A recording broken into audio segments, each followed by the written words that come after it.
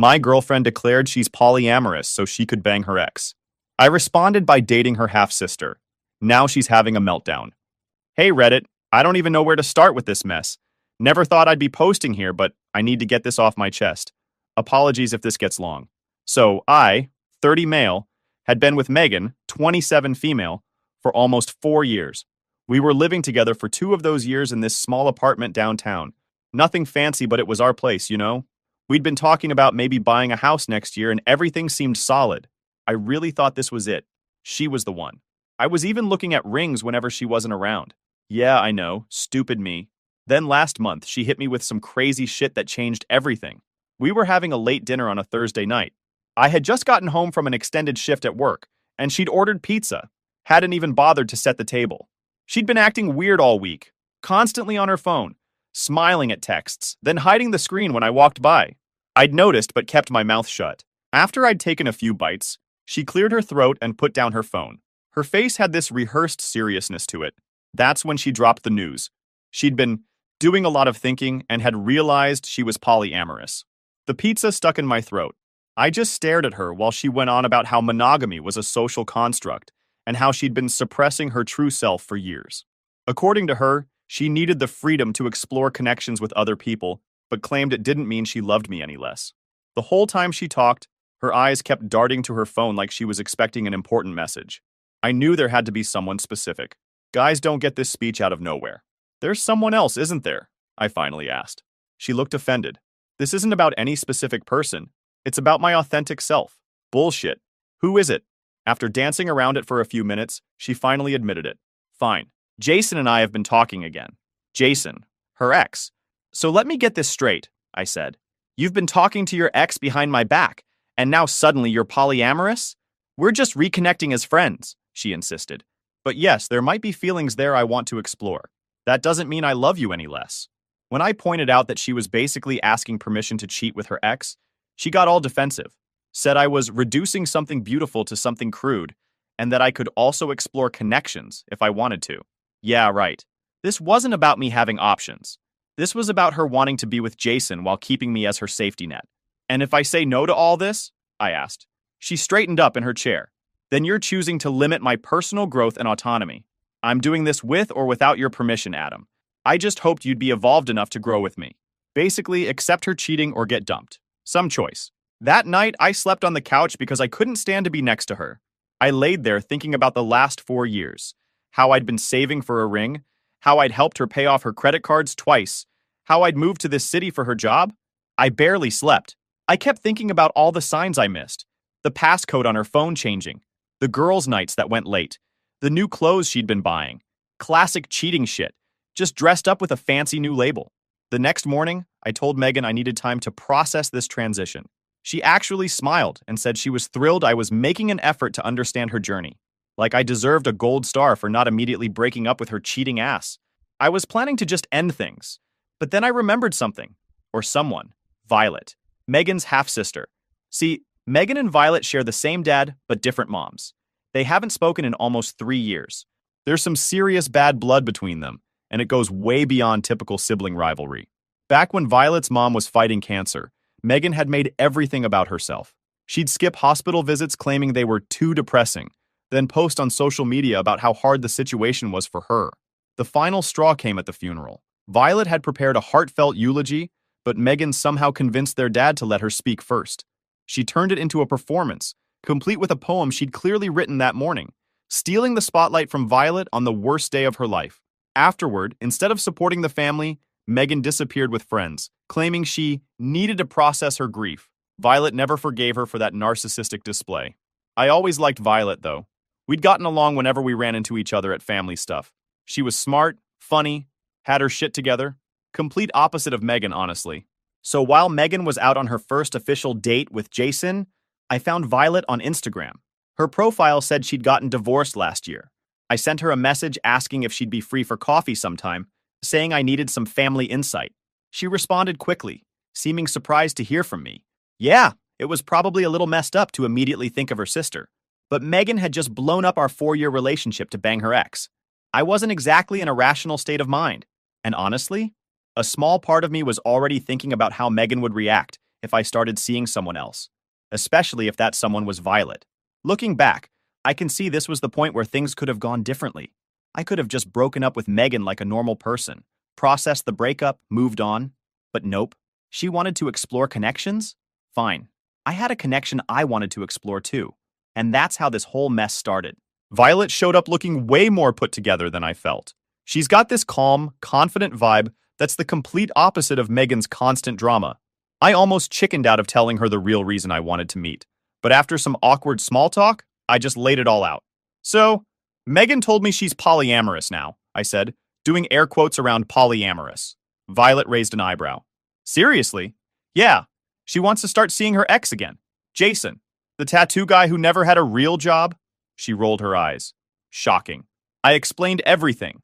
How Megan had sprung this on me out of nowhere. The ultimatum. The whole "it's who I am" speech. Violet didn't seem surprised at all. She just sipped her latte and nodded like she was hearing exactly what she expected. You're not shocked by any of this? I asked. Adam, this is classic Megan. She wants what she wants, and she'll find a way to make it sound like a philosophical position instead of just being selfish. According to Violet, Megan had been planning this for months. She'd apparently told their cousin Qley about reconnecting with an old flame back in February, 4 months ago, while I was helping her mom move apartments, while I was covering all our rent because she wanted to find her passion and quit her job without having anything lined up. So what are you going to do? Violet asked. I shrugged. Break up with her, I guess. What else can I do? She gave me this look like she was measuring me up. You could get even. What do you mean? She wants to see other people while keeping you on standby? Fine. Two can play that game. I thought she was just suggesting I should also start dating around, but Violet had something more specific in mind. She told me Thanksgiving was coming up at their dad's house in a few weeks, and Megan had already announced she was bringing a special guest, almost certainly Jason.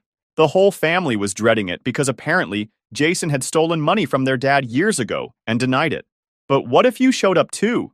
Violet suggested, leaning forward. With me? I nearly choked on my coffee. With you? Like, with you?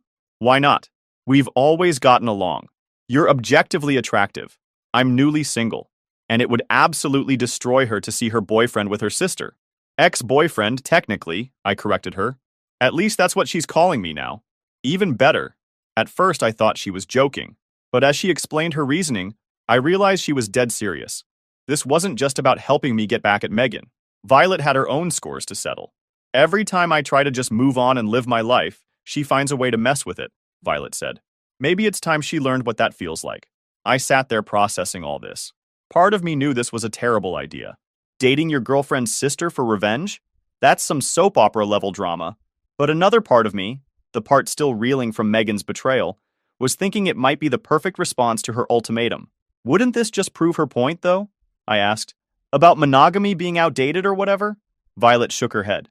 No, because you're not claiming to be polyamorous. You're just moving on to someone who actually respects you. There's a difference. I thought about it some more. Your dad would freak out. Dad knows what Megan is like. He'll be shocked at first, but he'll get over it. Besides, he likes you. This is crazy, I said, but I was already kind of warming up to the idea. Crazier than your girlfriend suddenly deciding she's polyamorous so she can bang her ex with your permission? She had a point. We ended up talking for hours. What started as a revenge scheme morphed into a genuine conversation. I learned more about Violet in those few hours than I had in all the years of knowing her through Megan. She told me about her divorce. Her ex cheated with a coworker. Her job as a pediatric nurse. Her plans to go back to school for her master's degree. I told her about my work, my family back in Ohio, my dream of opening my own business someday. As I walked home, I felt conflicted. Part of me was excited about getting to know Violet better. Part of me felt guilty, like I was doing something wrong. But then I remembered Megan's face as she told me she was seeing Jason, whether I liked it or not. The way she'd planned this for months behind my back. The ultimatum. She'd changed the rules without asking me. Now I was just playing by her new rulebook. Meanwhile, Megan had no idea any of this was happening. When I got home, she was getting ready for another date with Jason. She was wearing a dress I'd bought her for our anniversary. How do I look? She asked, twirling around. Great, I said flatly. I'm gonna grab dinner with a friend tonight, so don't wait up.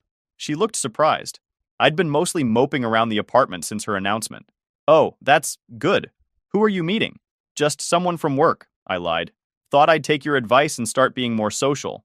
She smiled like she was proud of herself for liberating me. That's great, Adam. See? Opening up our relationship is going to be good for both of us. If she only knew who I was really meeting the next night. But she'd find out soon enough. And I had a feeling her enthusiasm for opening up our relationship was about to be seriously tested. Me and Violet went hiking the next day, and I told Megan I was going hiking with some people from work. She barely looked up from her phone as I left, probably texting Jason about their workshop. Meeting up with Violet was weirdly not weird. She showed up in actual hiking clothes, unlike Megan, who would wear impractical cute outfits for the Instagram photos, had a proper backpack with water and snacks, and was ready to go. The hike was awesome. Violet didn't need to stop every 5 minutes to take selfies. She brought actual trail mix, not just photogenic fruit arranged in a special container.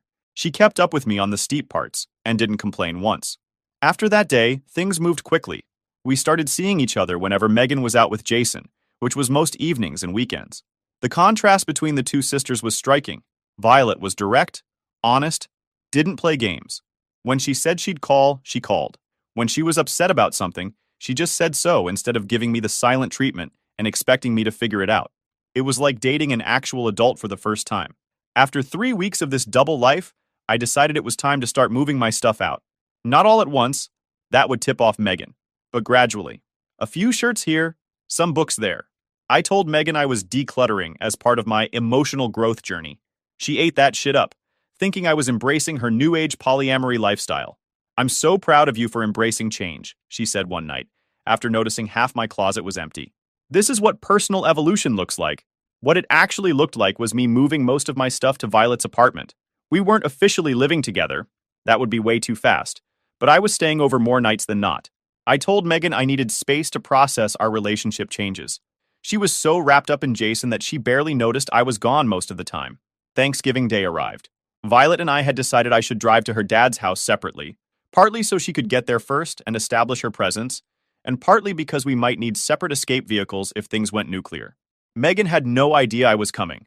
She still thought I was spending the holiday alone at the apartment. That morning, she'd texted me, "Thinking of you today. Enjoy your quiet day alone." I didn't respond. I was too busy picking out a shirt that Violet had told me looked good on me. Yeah, I was nervous as hell, not just about confronting Megan, but about meeting Violet's family as her boyfriend, instead of as Megan's boyfriend.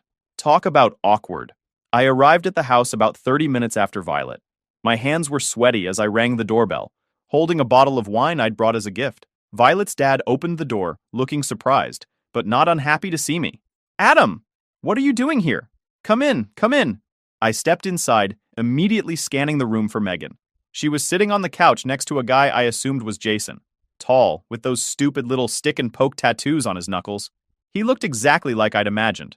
The kind of dude who probably owns a lot of crystals and talks about his energy work. Megan's face when she saw me was priceless. First confusion, then shock, then this weird forced smile like she was trying to be cool with it. "Adam, what are you doing here?" Her voice was tight. Before I could answer, Violet walked in from the kitchen, wiped her hands on a dish towel, and came straight over to me. Then she did something that I'll never forget. She slid her arm around my waist and leaned against me in a way that made it clear we weren't just friends. "You're late," she said, loud enough for everyone to hear. I was starting to worry. The room went dead silent. Megan's face transformed from forced pleasantness to pure rage in about 2 seconds. "What is this?" she practically shrieked. Violet's dad looked between his daughters, bewildered. "Language, Megan!" "And what do you mean?" "Adam's family. Of course he's welcome." "With her? My sister? Are you kidding me?" Jason, who clearly had no idea what he'd walked into, was just sitting there looking uncomfortable as hell. Good. Violet calmly explained that since Megan was polyamorous now, Adam was free to explore connections too. Megan screamed that this didn't include her sister. I finally spoke up, pointing out that she was seeing her ex, so we were both just exploring our authentic selves. Exactly what she wanted. The family was completely silent, watching this disaster unfold. Violet's aunt and uncle were frozen mid-drink. Her teenage cousins were recording everything on their phones. That video probably hit TikTok before dessert. Megan's dad cleared his throat. "Polyamorous? Megan, what is Adam talking about?" And that's when shit really hit the fan. Megan tried to explain polyamory to her conservative father, while simultaneously having a meltdown about me dating her sister. Jason tried to introduce himself, got completely ignored. Violet casually went back to the kitchen to check on something in the oven, like this was all perfectly normal. "So you're cheating on Adam?" With this guy? Her dad pointed at Jason, who looked like he wanted to disappear. It's not cheating if everyone consents, Megan shouted, face getting red. Violet returned from the kitchen and piped up. Did Adam actually consent, though? Or did you just announce you were doing it regardless? Megan stomped her foot like a literal child. This is sabotage. You've always been jealous of me. First you stole Dad's attention with your perfect grades, then you got the college fund, and now you're trying to steal my boyfriend. Ex-boyfriend, I corrected her. Since you decided we should see other people. The argument evolved into a full family therapy session. Old grievances got dragged up, not just about Megan and Violet's relationship, but about their parents' divorce, their mom's funeral. That time Megan borrowed Violet's car and returned it damaged. The whole family history was getting aired out right there in the living room. At one point, Megan turned to me with tears in her eyes. I can't believe you would do this to me. With her. Of all people. I didn't do anything to you, I said calmly. You changed our relationship without my consent. I'm just adapting to the new rules. The tension was so thick you could cut it with a knife. Thankfully, Violet's dad suggested we all sit down for dinner before the food got cold. Somehow we all ended up at the table, though Megan kept shooting daggers at us while barely touching her food. Dinner was awkward as hell. Every time someone tried to start a neutral conversation, it would somehow circle back to the elephant in the room. Violet's teenage cousin asked how Jason and I both felt about sharing a girlfriend, which made Megan choke on her drink and Jason turn bright red. After the most uncomfortable dinner of my life, people started dispersing to different parts of the house. Megan cornered me in the hallway as I was coming back from the bathroom. Can we talk? Privately? Her voice was quiet, almost pleading. Against my better judgment, I agreed. We stepped into an empty bedroom. What are you doing, Adam? She asked as soon as the door closed. Is this some kind of sick joke? No joke. Violet and I are together now. But she's my sister. Half-sister. Who you haven't spoken to in years. Who you've treated like shit her entire life. She flinched. That's not fair. Life isn't fair. You wanted polyamory, remember? This is what it looks like. She asked how long this had been going on, and I told her about 3 weeks. She was shocked we were already at family Thanksgiving together, accusing us of moving fast just to hurt her. I insisted not everything was about her. Violet and I had a real connection. Real? She laughed bitterly. You're dating her to get back at me, and she's dating you to hurt me too. That's not real. That's revenge. Maybe that's how it started, but it's become something else. She stepped closer, putting her hand on my arm. Adam, come on. This is crazy. We've been together for 4 years. Are you really throwing that away for some revenge fling with my sister? I removed her hand. No, you threw it away when you decided you wanted to sleep with Jason, whether I agreed or not. Remember? Her face hardened. Fine. Have your little revenge. But don't come crawling back when she gets bored of you. Trust me, I won't. The rest of the evening was tense, but less explosive. Eventually, Megan grabbed Jason's arm and announced they were leaving. This family is toxic and unsupportive, she declared dramatically. Don't forget your emotional support water bottle, Violet called after her. Megan had this stupid $50 water bottle with Hydrate Your Soul written on it that she took everywhere. Megan flipped us off and slammed the door. After they left, Violet's dad sat down heavily on the couch.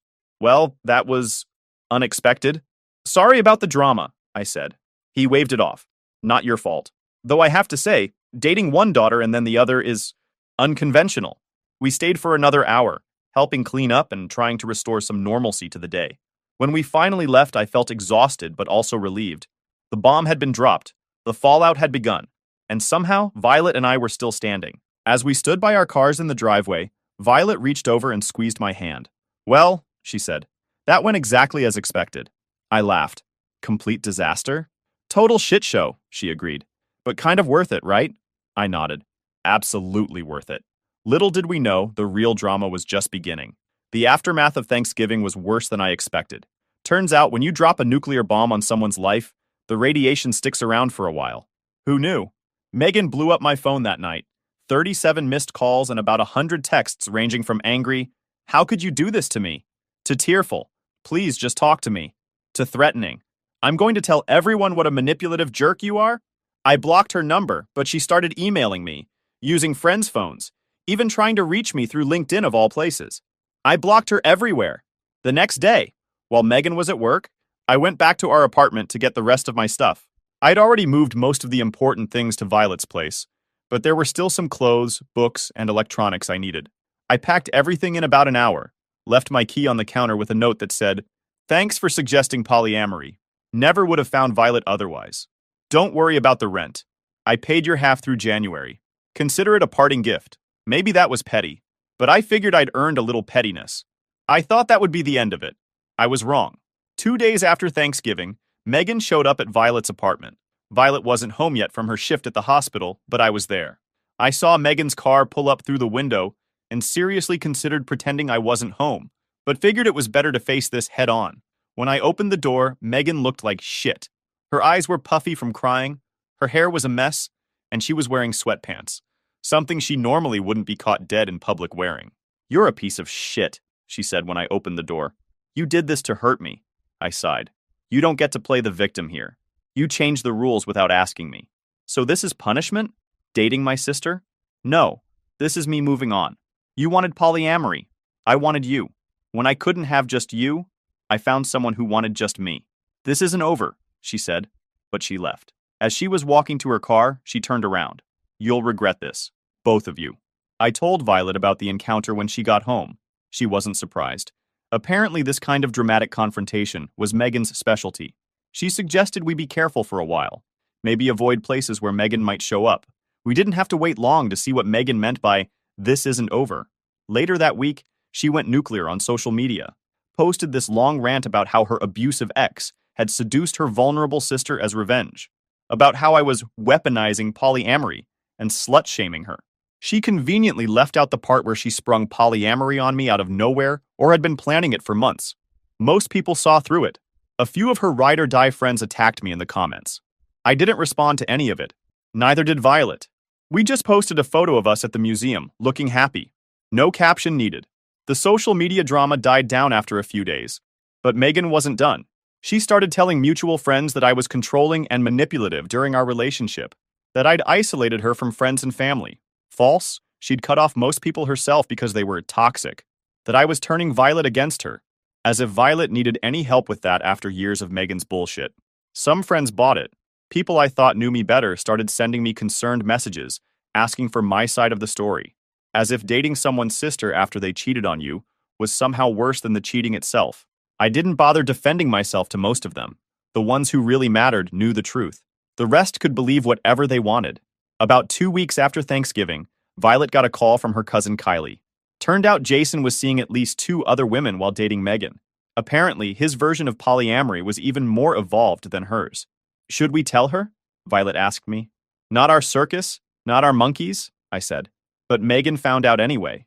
Jason posted pictures with another girl, not even trying to hide it. Megan lost her shit in the comments, saying they had agreed on ethical communication, and he was doing polyamory wrong. The irony was completely lost on her. Watching her meltdown online was like watching someone learn that water is wet. No shit, the guy who cheated on his previous girlfriends is also cheating on you, even in a polyamorous relationship. The only surprising part was how surprised she seemed. As for Violet and me, things were going really well. I know it's probably weird to hear that, given how we got together, but once the initial revenge motivation faded, we discovered we actually worked really well together.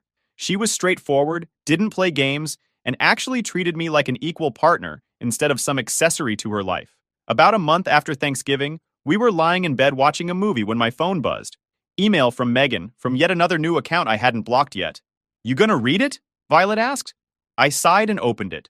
It was long, paragraphs of how she'd made a terrible mistake, how Jason had shown her what real betrayal felt like, how she realized monogamy was her authentic truth after all, how she'd forgive me if I ended things with Violet and came back. I showed it to Violet. She read it silently, then started laughing. God, she's so predictable. First, she wants freedom. Then when she gets burned, she wants security back. What should I say? Violet grinned. Nothing.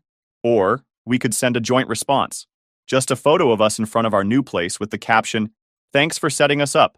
Best decision you ever made." We didn't actually send it. No need to poke the bear. But it felt good to laugh about it. The whole experience made me realize how unhappy I'd been with Megan for a long time. Not just the polyamory thing. That was just the final straw. But all the little ways she'd made me feel inadequate, the constant comparisons to her ex, the way she'd dismiss my interests as boring, the emotional manipulation. With Violet, I felt like myself. Not some version of me that I thought would be good enough for her, but actually just me. and she seemed to like that guy just fine. Then came the apartment wars. I'd been staying at Violet's place most nights, but technically I was still on the lease with Megan until the end of January. She used this as an excuse to mess with me. Changed the Netflix password. Accidentally broke my gaming headset that I'd left there. Threw out some mail that had come for me. Petty stuff, but annoying. I wasn't too worried about it since I had all my important stuff out already. But then she escalated. She contacted my mom. My mom called me one night, sounding concerned. Adam, is everything okay? Megan called me crying about how you're in some sort of cult-like polyamorous relationship. I nearly choked. What? She said you're involved with multiple women and it's some kind of commune situation? She's worried about you. I had to explain the whole story to my mom. How Megan had wanted to see other people. How I'd started dating Violet instead. How Megan was now spinning it to make herself look like the victim. Mom was quiet for a long time. So Megan wanted to cheat on you with permission, and when you broke up with her and started dating her sister, she's mad about it. That's a pretty accurate summary, yeah. And how is Violet treating you? Really well, actually. We're happy. There was another pause. Well, bring her to dinner on Sunday. I want to meet this girl who's apparently better than the one you were going to propose to. That's my mom. Practical to the core. Sunday dinner was surprisingly not awkward. My parents liked Violet right away, probably because she actually asked them questions about themselves, instead of talking about herself the whole time, like Megan used to do. By dessert, Mom was showing her family photos, and Dad was telling his terrible jokes that Violet politely laughed at. As we were leaving, Mom pulled me aside. She's better for you. I always thought Megan was a bit much. Coming from my diplomatic mother, that was practically a declaration of war. I thought the drama was finally dying down. Megan had gone surprisingly quiet on social media. No more rants about betrayal, no more victim posts. I should have known better. The quiet just meant she was planning something bigger. Last week, I got a text from one of our mutual friends. Heads up, Megan's on her way to your office. She looks pissed. I called down to warn security, but she'd already talked her way past the front desk, claimed she was delivering a surprise lunch. Next thing I know, she's standing in the doorway of my department, holding a giant envelope. We need to talk, she announced loudly enough that my entire team turned to stare. I walked her to the break room, trying to minimize the scene. What are you doing here? She slapped the envelope on the table. You need to see these. Inside were printouts of text messages between Violet and her cousin Qley. They were dated from the week after I'd first reached out to Violet. Stuff like, this is the perfect revenge, and he has no idea he's just a pawn. Screenshots where Violet supposedly said she was just using me to get back at Megan. She's playing you, Megan said, watching my face for a reaction. This was all a setup from the beginning. She doesn't care about you. I stared at the messages, feeling sick. They looked real. The timestamps lined up with when Violet and I first started talking. How'd you get these? I asked. Qley felt guilty. She sent them to me last night. Something wasn't adding up. Qley and Megan barely spoke. And these messages? They didn't sound like Violet. Too dramatic, too cartoonishly vindictive. I'll need to talk to Violet about this, I said finally. Megan's face lit up with triumph. Of course you do. And when you find out I'm right, you know where to find me. She left, clearly believing she'd just blown up my relationship. I sat there for a while, staring at the messages, before calling Violet. Hey, can you meet me for lunch? Something's happened. An hour later, we sat at a cafe near my office. I showed her the messages without comment. She read through them, her expression shifting from confusion to anger. These are fake, she said immediately. I never wrote any of this. They look pretty real. Adam, look at the dates. May 16th? I was at a medical conference in Phoenix that whole week. My entire department was there. Check my Instagram if you don't believe me. I pulled up her profile. Sure enough, there were posts from Phoenix during those exact dates. Hotel room selfies, conference badge photos, group dinners with coworkers. And this message on the 17th? It says it was sent at 2 p.m. I was literally on stage giving a presentation. There's video. She pulled up the conference website on her phone, navigated to the recorded sessions. There she was, giving a 45-minute talk on pediatric care protocols, timestamp clearly visible. Megan made these up, poorly. I felt a wave of relief followed by anger. She came to my workplace with fake evidence. She's desperate, Violet said. She can't stand that her plan backfired. That you're happy without her, that I'm happy with you, that she has to face consequences for once in her life. That evening, we decided enough was enough. We decided. The petty games needed to end. We went to Megan's apartment together. She opened the door looking smug, probably thinking I was there to grovel. The smirk vanished when she saw Violet beside me. The messages are fake, I said without preamble. Violet was at a conference. There's video evidence. You brought fake screenshots to my workplace and tried to cause a scene. Megan's face went through several emotions in rapid succession. Surprise, anger, then an attempt at innocence. I don't know what you're talking about. Qley sent those to me. If they're fake, she's the one who— Stop, Violet interrupted. Just stop. We talked to Qley. She never sent you anything. This was a bluff. We hadn't actually spoken to Qley yet. But Megan's reaction confirmed our suspicions. Her face crumpled. You need to stop this, I continued. No more showing up at my work. No more fake evidence. No more social media attacks. It's over, Megan. You ruined everything, she whispered, suddenly looking small. We were supposed to get married, have a family. Then you threw it all away. You ruined it, Violet corrected her. The moment you decided Adam wasn't enough. The moment you thought you could have everything on your terms with no consequences. I loved him, Megan insisted, tears starting. No, I said. You loved what I provided. Stability. Attention when you wanted it. Space when you didn't. You loved having me as a backup while you explored with Jason. We left Megan standing in her doorway. As we walked to the car, I felt a weight lift. The mind games, the drama, the constant looking over my shoulder. It was finally done. That night, we blocked Megan's new email account, her friends' numbers, every possible way she could reach us. Then we bought plane tickets to Italy for the summer. A fresh start, completely disconnected from the past. 2 days later, Megan emailed from yet another new account. It was different this time. No accusations, no manipulation. Just 4 sentences. I'm sorry. I see what I did now. I hope you're both happy.